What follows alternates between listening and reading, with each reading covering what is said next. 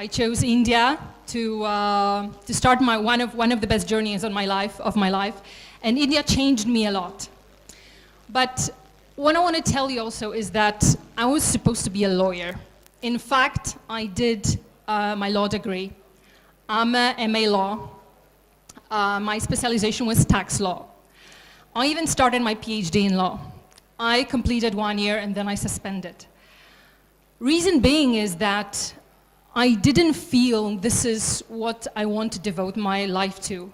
And you might ask why, because being a lawyer is a great profession. It's great money, it's a very respected profession. You have lawyer's office, you wear fancy clothes, and people come to you for advice, legal advice, and you charge money for it, which is true. However, knowing the market in Poland, which was already very, very saturated, and finding out that I don't want to deal with the consequences of being a lawyer, at least not a lawyer in Poland. Because a consequence of being a lawyer for me was that I am committing myself to live in Poland for probably the rest of my life and go on holidays maybe twice a year. It's not that I want to be on holidays all year. It's not about it. It's just about the consequence, because you guys have to realize that every job you consider, every job you take will have a consequence. Time consequence, maybe health consequence, too much sitting, too much standing, too much brain work, too much, I don't know, exposure to something, you know, innocuous situations and substances, too much stress, etc. So I thought, this is not what I want to do. But what contributed to it was, most of all, traveling. When I was 19, I started traveling. It was with my parents back then. We went to vacation to France, well, actually, I started traveling on my own, with the kids when I was a teenager. But when I was 19, after my high school, I started traveling a little bit more conscious, with more conscience. So I started observing people, observing things, observing the differences. Because I don't know if you realize it, but there are huge differences between us. We may wear the same clothes. There's Zara everywhere. We have the same phones, you know, Samsung Galaxy S something, iPhone, etc.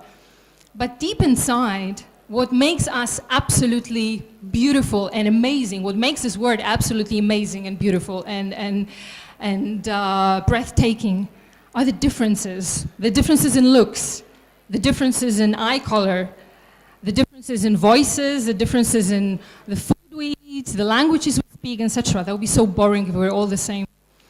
So I discovered that this is my passion, but even this passion had a consequence. I got my heart broken. Well, not broken, cracked by an Indian man. So yes, Indian men are highly capable of breaking hearts. But what doesn't kill you makes you stronger.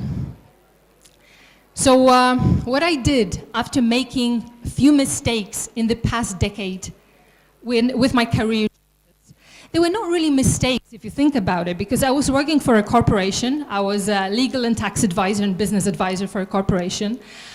I tried to apply to Ernst & Young. You probably know Ernst & Young. I'm sure it is in, I think in Noida or in Gurgaon. They have an office, right?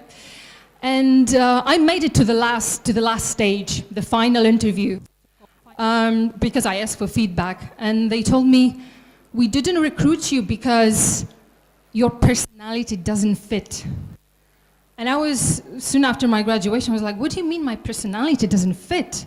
I have a very good master thesis in front of you, written on a duty of excellence and on value-added tax.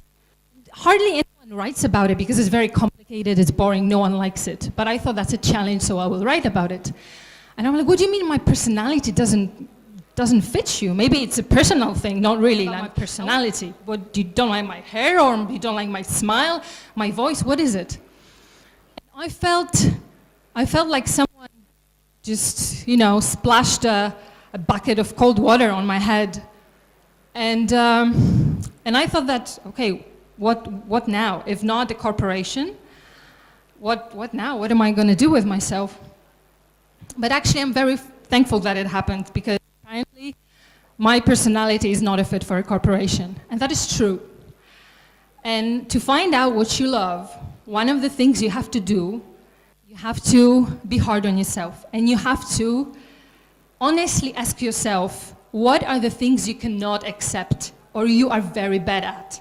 What I cannot accept, I will tell you honestly, I wish it was differently, but it's not. I cannot have someone telling me what to do, okay? There are people who are very happy being told what to do. Oh, please, can you do this, can you do that?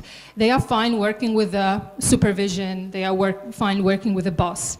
I am not. There's something about me. I don't know. Maybe my parents, didn't give me the right upbringing. I don't know. Just a personality that apparently does not fit for a corporation. And that was confirmed later on in the feedback that I got. So it took me almost 2 years to realize what it is that I really love. What I really love was academic research, was traveling, but not traveling just, hanging out in hotel resorts and taking selfies and putting on Instagram. Not this. Traveling to develop my brain, to open my mind, and to see how other people live. There are some people I met, they don't have what I take for granted. Others have more than I can imagine. They have more money than I could spend. There are like 35 plus in management. So, and I thought maybe something is not wrong, not with me, but with the society that wants me to finish my school, find my first job, ideally find a guy with whom you can settle down, take a mortgage, buy a car, buy a TV set, buy all those things, and make yourself pay it off for the rest of your life. So I thought when I put all those elements together, let's say constant development, academic research, traveling with a purpose, and business, I thought, how about I will use all those skills that I have and my inquisitive mind, my analytic skills, and my legal background as well, to teach people how to behave and how to understand people from other cultures. Because it's not that easy, it's not that obvious. You go to Saudi Arabia, it may be difficult, right? You go to Japan, instead of handshaking or saying namaste, you'll be bowing, okay? So I thought, why not to make it my profession, make it my job? And I was naive, and I thought that this is me who came up with this idea. In fact, many people came with this idea a long time before, a few decades before. However, there's not many people who actually do it, because for that you need, obviously, a lot of devotion, a lot of traveling experience, etc. But I thought, I will do it my way. I will do it my way. I will make people pay me so I can do the job that I love. I can go to places, see places, learn about people, learn about the culture, learn about the language, learn about food, learn about the way they communicate, and they will pay me for it because they need it. There are executives, there are CEOs, and they need to know, because they cannot make a faux pas, they cannot misbehave, they cannot hurt someone's feelings when they go to a meeting with them when you have millions of dollars at stake. But sadly, yeah, it was not me who came up with this idea. But what I did, I spread the word, and I created a website. The website is called bettyketer.com. I will let you know the details later on. But what I want to briefly talk to you about right now is maybe teach you something, maybe you never heard of it before. It's a global approach to people in business, so exactly what I love. Why global? Because like any other time before, we have our opportunity to travel and to learn from in the best possible way, by traveling, by speaking with people from other cultures, by getting to know them. And you guys, I told this to someone already, you have a great advantage that you take for granted and you don't realize that. You speak English so well, like this is your mother tongue, right? On the same level as Hindi. And you maybe speak better English than Hindi. So for us, for Europeans, some of the Europeans, but Poland is one of those countries, we don't take it for granted because people don't speak English. So we have to struggle. We have to take private lessons, private classes. We have to really study hard. We have to go abroad. We have to buy expensive newspapers. Not anymore because we have internet. But it's not that easy. It's not that you turn on a TV screen and there is a movie in English, or you buy a newspaper, it's in English. It's not. You have to actually make an effort and teach yourself that language. So, where are we? Are you familiar with, these are the tools we'll be talking about when it comes to a global approach to people and business. Are you familiar with the term savoir-vivre? Anyone can raise their hand? Oh, there's a gentleman here. Okay. Savoir is to know, vivre is to live, and etiquette is etiquette as in English. Yeah. Okay, so what is savoir-vivre? Savoir is basically when you get to know things about, like you really know what is happening about the things, and vivre is basically to live, like you're living the life. And etiquette is basically everybody knows as is in English. Perfect, thank you. It's not that obvious as you think, but I'm glad you guys know it. So yes, indeed, savoir from French means to know, and vivre means to live. And it's translated most of the time as knowing how to live, which is obviously a very, how do you call it? The knowledge, very arcane knowledge, right? Arcane knowledge, how to live. Who knows how to live? Maybe when you're 90 years old, you know how to live. But let's say that savoir-vivre is about knowing how to live a tactful, respectful life, kind for others, when you care for others, not only about yourself. And etiquette, these two words, they can be used interchangeably, but etiquette is more specific. We can say we have dining etiquette, we have royal etiquette, we have drinking etiquette. So if you go to a dinner, you have to know how to behave. There will be a different set of skills and different set of behaviors required from you than when you go to have a dinner with your friend, obviously. So, what do we have? Okay, so let's say time and money. People all around the globe, they have different approach to the idea of time and money.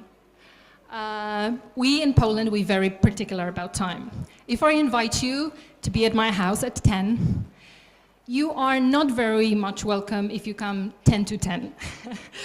If you come 10 past 10, I would rather know in advance that you'll be late, okay? And that happens in most of the Northern European countries, which is fine. In India, it's different. We know the reasons, we know why it is this way, which doesn't mean that it could not be better and could not be changed.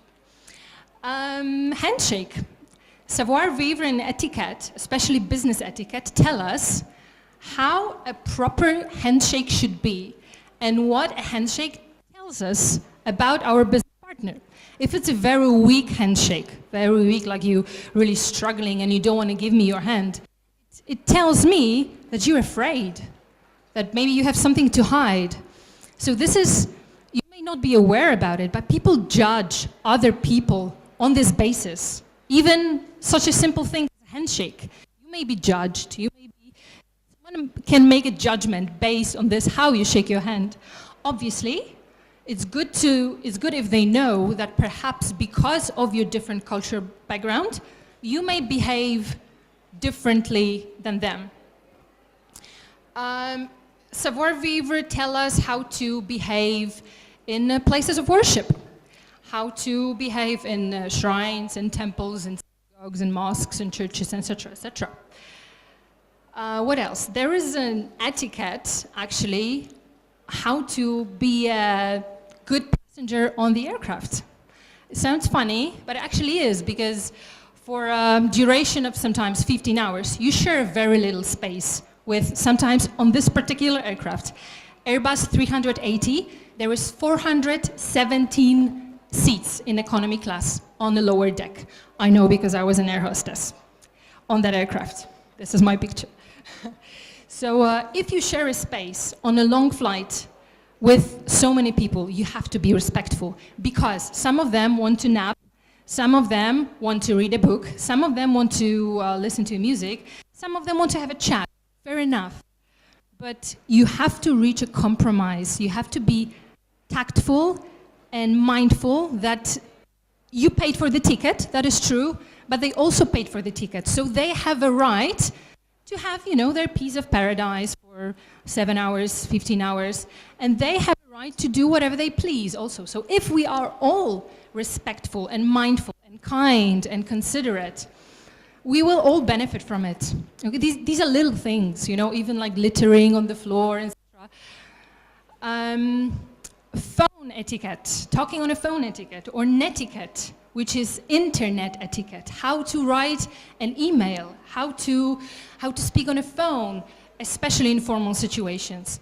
Because if someone spared the time to make a business meeting with you, to go on a business meeting with you, to have a business lunch, business dinner, and you have something important to tell them, show them that you have something important to tell them, and that you respect the time that they're offering you, because no one will pay them for it. They will not get this time back. So hide your phone to your pocket, put it on silent mode, put it in the bag, let them feel they are very important to you. Let them feel this respect. Let them feel this, well, we can say gratitude for their presence, for their time. They will do the same. But if they will not do the same, well, sometimes we should not reciprocate, right? If someone does something bad, it doesn't mean we have to do the same way. Eating etiquette, drinking etiquette. Okay, so my question is, would that be considerate, and would that be a good idea to treat others the way you would like to be treated? When you go abroad, and perhaps, let's say for business reasons, and you don't know the standards, you don't know the manners, you don't really know the environment, but you also you want to be tactful at the same time. Do you think that would be good to treat others the way you would like to be treated? Something is not entirely wrong with this sentence. It's not entirely bad, but it could be done better. Because let me give you an example. A few days ago, I went for a dinner with my friend. He's from Iran. He's a Muslim. And we went for dinner to an Afghani restaurant.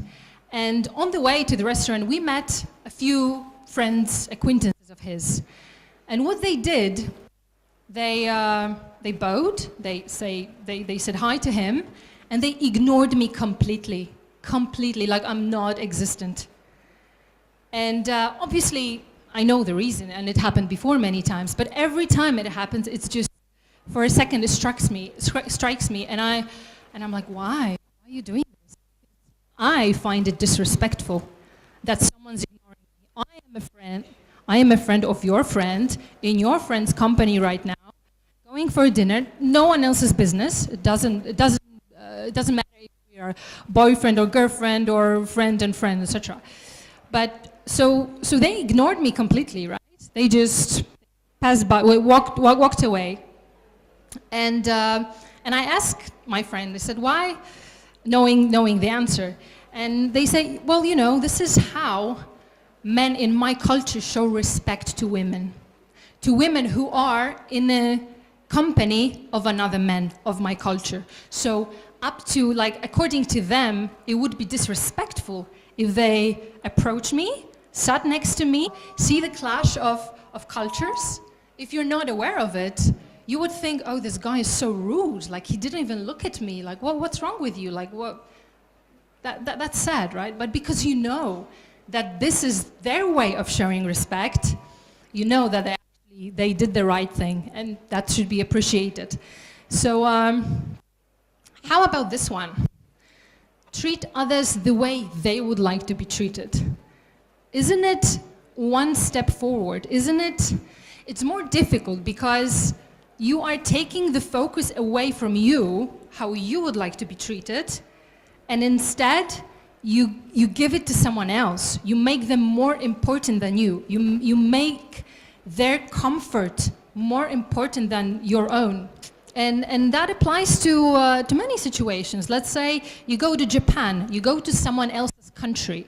You're not a resident of Japan, you're not a Japanese national. So you go to their home country, and it's just like going to someone else's home. It's their home, their rules. If they want you to take your shoes off, you're taking your shoes off. If they prefer you to stay with your shoes on, this is what my mom does, you stay in your shoes. So the same, you're going to someone else's country, and you are expected to respect the manners and the culture. Okay, so how do you know how others like to be treated? Well, you have to learn. It's the only way. You have to learn. And that's a long way to learn, because you have to go abroad.